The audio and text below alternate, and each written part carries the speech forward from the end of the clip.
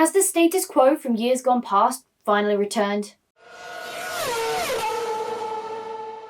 I think we can all happily say the Portuguese Grand Prix was not the most exciting thing in the world. I'd struggle to remember most of it because, well, it was relatively boring. Unfortunately, in comparison to the first two races of the season, this one was a complete snooze fest. Advantage just seemed to be with Mercedes from the start, and no one really challenged them. Red Bull were a happy second, but they weren't challenging really for the front. I think they tried to do something clever with the strategy, but I don't think it was ever going to end any other way than Mercedes on top. Another win for Lewis Hamilton, which is something I think I've said a lot over the last few years. But again, when the car was so superior to the rest of the grid this weekend around Portimao, it was never really a question of whether they were or weren't going to win the race. I think it was more of a case of they'll only lose it if they mess up themselves. But when they don't have any pressure on them, Mercedes are very, very good at leading from the front and keeping a cool head on calm shoulders. So not really the most intense race at all. I don't know, it's a bit of a shame because I think last year when we were at Portimao, the race was super interesting. There's that word again. And it was really exciting and there was a lot going on, and this one just felt so flat and so nothing race. And also I think it doesn't help that the first two races of the season were so good that this was just such a deflated balloon in comparison to them. That also hasn't helped this circuit or this race out at all. A good drive from Red Bull with Max Verstappen, good use of strategy there to get them second rather than third. I've been hearing rumours already that Mercedes may trade out Russell for Bottas mid-season. I don't really think that's going to happen. I'll be very surprised if that happens. It's really not Mercedes' way to do that. Red Bull, yes, Red Bull do that, but I don't think any other teams are really... They don't really do that. To be honest, although Bottas is not driving amazingly, he is doing well enough to be scoring good points. Actually, is that a lie? He did not score good points last time out. He did not score good points last time out, but he was on the podium this time. So I think more so than not, he is scoring good points. He's finishing in the top 4. He's in the fight with the Red Bulls if there is one. So it's not like he's completely useless, but he's not really doing anything amazing with the car, if you get me. And I think that's what people, especially when it's the best car on the grid, and especially when you have a weekend like Portimao where the car just walks away and no one can challenge it, that's the moment where you need two really strong drivers in that car, because otherwise it's just an easy breezy race for one. And yes, Bottas got pole, but also Bottas did not retain that to take the win. So I can understand why people are saying it. I definitely don't expect it to happen. I do kind of expect it to happen at the end of the season, in that Russell will replace Bottas for 2022. At the same time, and in the same breath, although I did just breathe, but I did try to keep it in the same breath, Russell's 3-year loan contract with Mercedes runs out at the end of this season, which I found out recently. I didn't know that. So it's going to be fascinating, that one. I threw myself off finding a new word. But it is going to be one to keep an eye on to see kind of, you know, if Mercedes don't bring him up the end of this season, I think he's kind of within his rights to be like, guess I'm going to find another drive then. Obviously, he would want the Mercedes drive because the Mercedes car is still very much the best, if not one of the two best cars on the grid. So I definitely think he would want the Mercedes drive, but if it doesn't come up for him, I think he's going to start questioning why they keep putting Bottas back in that car. And maybe there's something else at play there. If Bottas does continue to keep that seat, like, I'll take it for the end of last year, because that was very late in the season that Russell got his chance to shine, if you will. Contracts had already been signed and everything was already sorted, and okay, fine, it's expensive to break contracts and yada yada yada, whatever. We'll let that one slide. But this time, Bottas is out of contract, Russell is out of loan contract, and I assume out of Williams' contract as well at the end of the season. So there is an opportunity for Mercedes to get rid of Bottas and bring Russell in. And if they don't, if I was Russell, I'd also be walking out that door, because there's a reason then you're not being brought up. When you've proven that you are ready and you are capable of doing the same, if not definitely a better job than the guy who's currently in there. A great race from Perez. He's doing really well in that Red Bull. keeping in mind that the Red Bull is predominantly set up for Max Verstappen, so it may not quite be to Perez's driving style, if you will. Like, some drivers prefer an oversteering car rather than understeering. There's a whole load of different factors that I don't actually know that contribute to this and kind of how a car is designed. And Red Bull are still building the cars predominantly with Verstappen and his style in mind. I also think Verstappen and Perez's driving style is kind of similar, which is favouring Perez in this situation. I may have just said the wrong name. If I did, my bad. Sorry, editing Alice, you can't do anything about that. So I think it's working, the dynamic is working very well. And I think what's also working very well for Red Bull at the moment is there hasn't been a moment where Perez has been challenging Verstappen. They haven't had to kind of call team orders, if you will. That's definitely working in favour and keeping happy families at the moment, but it's a long season and I'm certain we'll get it at some point. I'm not anticipating that or excited for that or anything. Red Bull's doing well, Perez is doing very well in that car. They have been up the front all the way through. It's definitely the second best car on the grid. I think reliability and consistency is the thing that's letting the Red Bull down from being the best car on the grid. For very much example, the weekend we just had. They just couldn't get a scratch on Mercedes. It was a good strategy choice and bad strategy choice for Bottas, I guess, that kind of gave them the second place rather than third this weekend with Verstappen, but still not quite enough to quite be there, I think, to challenge throughout the entire season, which is a shame because that does lead me to draw the conclusion that Mercedes will still win this championship, very likely Hamilton, because let's face it, Bottas is behind Norris at the moment in the table. So Bottas ain't taking the championship this year. It's going to be Hamilton again with Mercedes, and I was kind of hoping it wasn't going to be so early in the season this time after the start we had that I could draw that conclusion. Alas, I do think that's going to be the case. Unfortunately, I think we'll get some good fighting down the way, and a couple of dead races and a couple of grand races, but I do think in the end consistency and reliability will favour the Mercedes. And if there are weekends like Portimao where they don't have a challenge, it's an easy one to win for them. They're so used to doing it without pressure. Stop putting the pressure on, and that's when the mistakes show with Mercedes. Speaking of Lando Norris, another good drive from him. He's definitely got a better handle on this McLaren than Daniel Ricciardo, which I think is obvious and not surprising to anyone, because Norris has been driving the car basically for 3 years now, and this is Ricciardo's first year getting in the car and getting to grips with it. He really struggled with it on Saturday, Ricciardo, not even getting out of Q1, I think, which was a ridiculously low starting place for a Mercedes this year. A great race from Norris, and Ricciardo did manage to get back into the points by the end of the race, so another double point scoring race for McLaren keeps them nice and tasty in the fight up the front with Ferrari. They still lead Ferrari by 11 points for third in the Constructors, so it's a really good start to the season for McLaren. I think that's going to probably be the closer fight, the McLaren versus Ferrari, sorry, for third in Constructors. I think that's going to be the closer. It'll be more watching the 5th to 8th positions on the grid, because I think that's predominantly where Ferrari and McLaren are kind of sitting and fighting and stuff. I think the McLaren has the pace advantage on the Ferrari because of the Mercedes engine, but you know, Ferrari have got a much better handle on their car this year. So it is showing, they are showing better performance. They are consistently having double car point finishes, which is not something you could have said for last year. They're having 2 cars pretty much appear in Q3 all the way through the season so far, skipping out on the last one where I think Sainz missed out. He started 11th last race in Imola. They're getting a better handle on the car. The car seems to be performing better, but it's still not quite there with the front two, with Red Bull and Mercedes.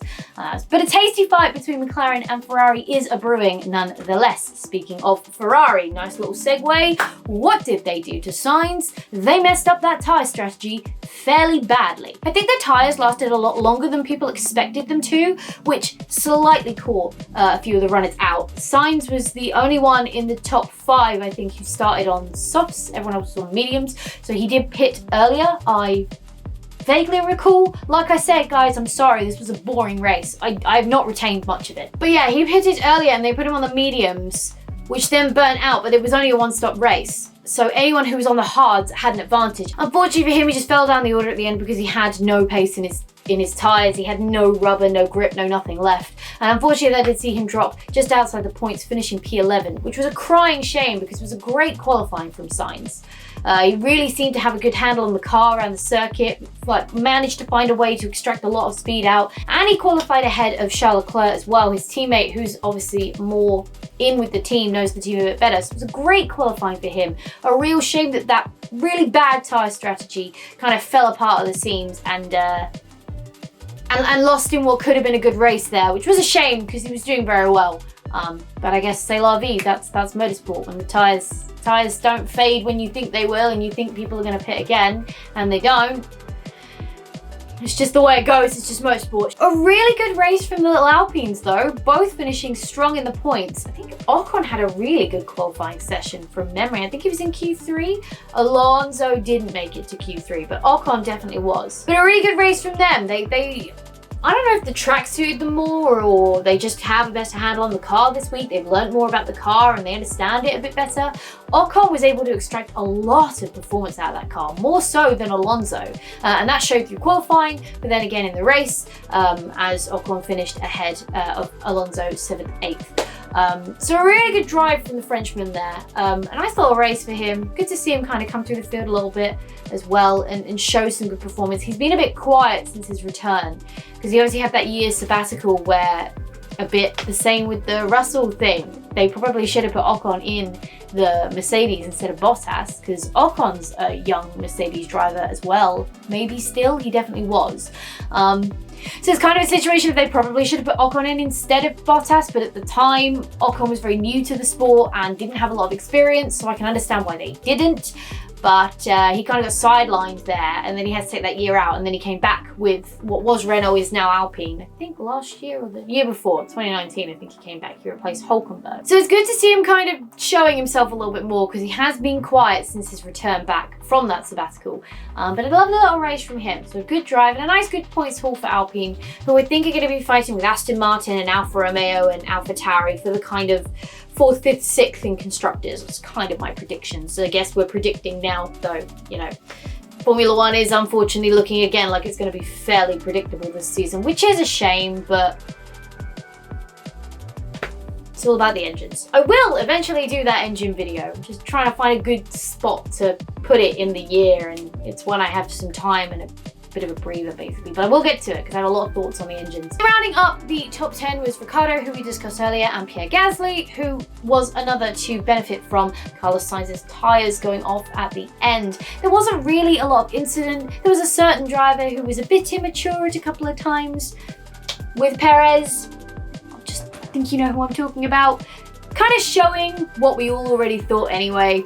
Not making better names for themselves. But that's kind of it for my thoughts from Portimao. Like I said, unfortunately it was quite a dull race and it's kind of blurred in my memory. It's just laps of Hamilton leading and Verstappen trying to close in and the absolute mockery of stupidity of the let's all pit for fresh tyres and fight for the fastest lap at the end, because yeah, that's what we go racing for. We want to race for the fastest lap of the race, not the race victory. It's just not right. It's just not racing. You're not then racing, are you? You're just qualifying.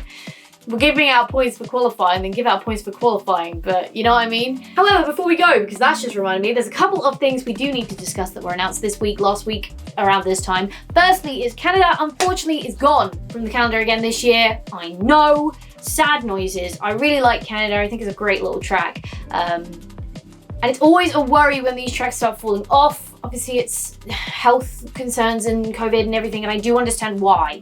I do get why they've had to do this and had to move things around, but it is a concern because these tracks do have to pay to be on the calendar, and they use the money from last year's race to pay to be on the calendar next year. It is concern when these circuits keep falling off because they then don't necessarily have the funds to come back next season, and the last thing you want to do is see circuits start to fall off the calendar, especially the good ones, because we've got too many that just pay to be there, and too many that it doesn't matter if there's one spectator or 10,000 spectators, they're still going to be there because they've got a lot of money behind them. And they are not good circuits. They are very rarely good circuits if they pay to be there. So losing old school circuits is always a cause for concern for me. I prefer racing on old school circuits. They do tend to yield better racing. You know, when you've got grass runoff rather than tarmac runoff, you're actually forced to stay on the track, and if you don't, well, you're probably in a bit of trouble now. So it is always a shame to see them go, but the positive news is it has been replaced with another old school circuit, and that is Turkey. Imola is back on the calendar. I really liked the race at Turkey last year. I like the circuit. I really like the Turkish circuit. It's really cool.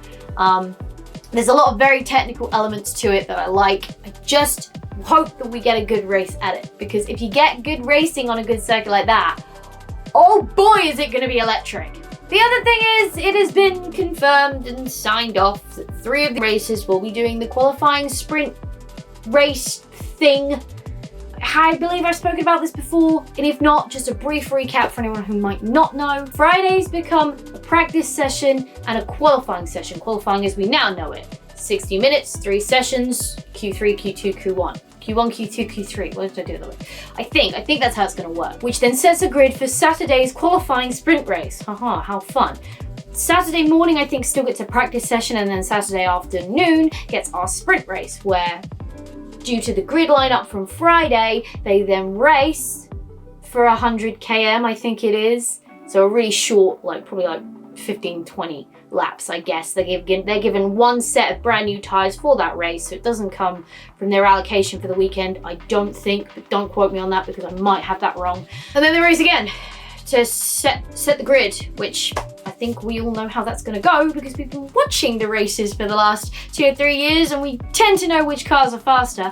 The results of that qualifying race gift the podium finishers with points, because sure, that makes sense, and then sets the grid again for Sunday's race, which is the same length as it normally is. I don't think they've announced yet what races are going to have the qualifying sprint races, but yeah, I've expressed in the past, I don't like it. I don't think it's going to work. I don't know what it's going to bring. I understand it from when spectators are allowed back, giving a bit more value for money for the race ticket, in the fact that you'll have more racing to watch. I get that. But the problem is, there is less track time and the prices will not change. So how does that help the spectator? Firstly, you get less value for money because less seeing cars on track. And secondly, it's just not going to change anything. And all it's going to do is put the top 3 in the podium, top 3 in the championship so much further away from everyone else. Because we know who's going to be being on the podium in those sprint races. If you didn't get it, Hamilton, Bottas and Verstappen in some variants of that order. I'm not happy about it, but I will also, although I've just given an opinion and a prediction of what I think will happen, I will keep an open mind to it, and when we get the first race where they have it, I will see how it goes. And I will be willing to kind of give it the benefit of the doubt, but I don't think it's going to change anything, and I don't know, I just don't understand what they think it's going to bring to the weekend. I don't think there's anything wrong with qualifying at all. If you want to shift up the grids to make the races more interesting, scrap quali altogether, reverse championship start order, done. That'll mix it up. You'll then have the guys who are normally at the front at the back and the guys who are normally at the back at the front. That could keep it interesting. It's very, very bad. I don't like that idea at all. Do not do that because it's complete rubbish. But if all you're trying to do is shift up the grid with it, or if one of the things you're trying to do, is shift up the grid with it, there's many other ways to be much more successful, because your qualifying on Friday, is probably going to yield the same results that your qualifying on Saturday would have done. But do let me know what you think about the Portuguese Grand Prix, about Turkey being back, about Canada being lost, and about the new qualifying format. I'd love to continue this discussion with you down in the coffee pot down below, so I will see you down there. But for now, thank you so much for hanging out with me today. It's been an absolute blast as always. If you enjoyed this video, go show that like button some good old-fashioned love. And if you want to support the channel, go hit subscribe and ring that bell so you don't miss next time I upload a video. Stay awesome, and I will see you all in the next video!